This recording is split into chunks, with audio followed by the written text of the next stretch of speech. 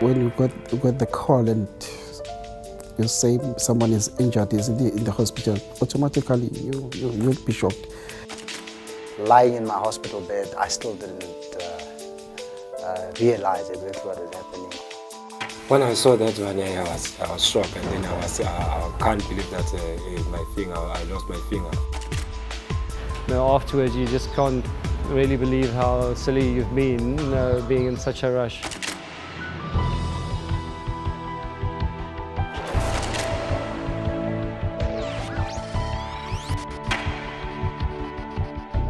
Basically, it was in the morning, and I was driving to work as per normal, and around about 6 o'clock in the morning, and that's basically what I get told happened, because I have no recollection of that day. Why? Obviously because I was in a coma right after that for 2 weeks in a hospital, and the only time I got to find out exactly what happened was right after the accident actually happened. I think one of the nurses actually realized, and she was clever enough to actually come to me and ask me as to whether I knew where I was, and I was told her that I believed I was home. And they actually realized that I didn't know exactly where I was, so they came to me and they sat me down, spoke to me, and asked me a couple of questions to see if I knew exactly where I was, and I told them no, I was home, and they said no, actually you were in a car accident, you are not home, you are actually in hospital. So I was driving an Avis fleet vehicle. Obviously Avis had to come in and be involved because it was their vehicle. They did their own investigation of what could have happened.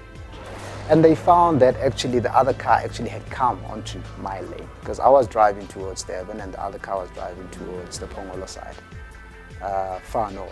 And we came together in the middle of the road.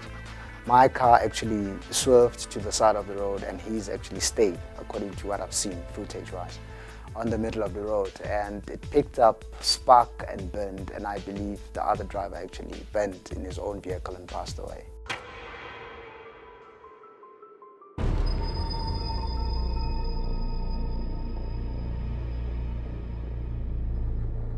We had a problem on the MK speaker.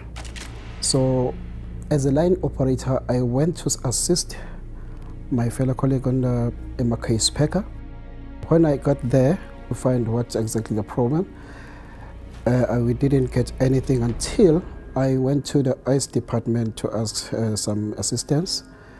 Then when we checked the MK speaker with the ICE guy, I saw the metal folder as a problem. The doors of the line was open and the line was bypassed. So when I saw the problem and tried to point it and touch it, that's when the machine started to move. So that's how I got injured.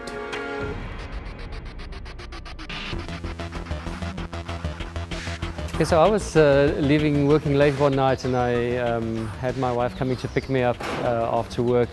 Having kept her waiting for quite a while outside, I was in a rush to leave my desk, and I couldn't wait for my laptop to shut down properly. So I was grabbing my bag in one hand and my laptop in the other hand. Let it shut down while I was walking towards the exit. And when I came to the exit here, having had both my hands occupied, as I got onto the stairs, my one foot hooked onto the stair, and I tripped on the stair and hit my knee on the corner of the stairs, basically crushing my kneecap.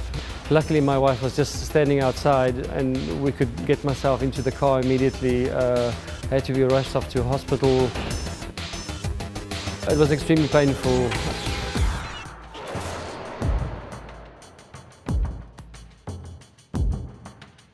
We went down to lunch and then we came back, and then if I imagine that it was hitting the paper, and then I was supposed to remove the paper between the jaws of the machine, because the machine was not a new standard, because there was no safety guard, and then we were used to remove the paper with our own hands.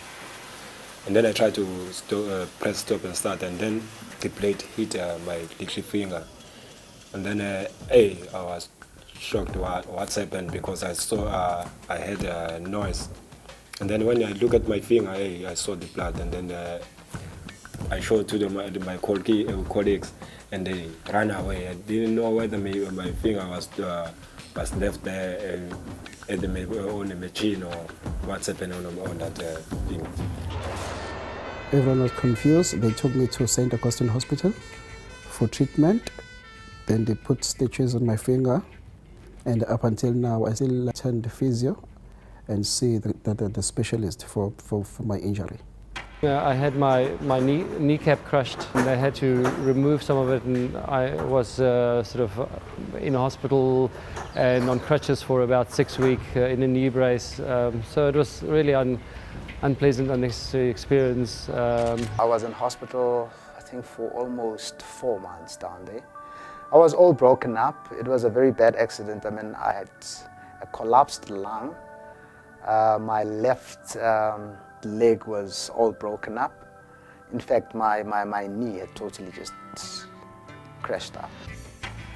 Yeah, I stayed at the hospital. It was I stayed 4 days there. The hospital doctor organized me for a physio that he must try to exercise my finger. I couldn't bath myself because it was hard. It was very hard, and my finger was swelling. Even to dress myself, it was very, very difficult. It's affected me in my life because now I was a soccer player. Now I can't be a goalkeeper anymore because now when they hit the ball too, and then I was supposed to catch it, and then I feel pain in that left finger. When the weather is too cold, and then I feel so pain. And coming out of such incidences, you look at your life, overall as a person to say, there's certain things that I could be doing, and there's certain things that I could be shying away completely from. Things that I used to do, running around, playing football, I know those are things that I can never ever do today.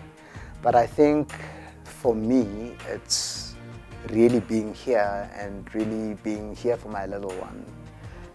I took the medication. Automatically I'll get dizzy and sleepy at the same time. So I think that is why my superior said I mustn't touch anything, although I was in the factory, but I was not allowed to touch anything.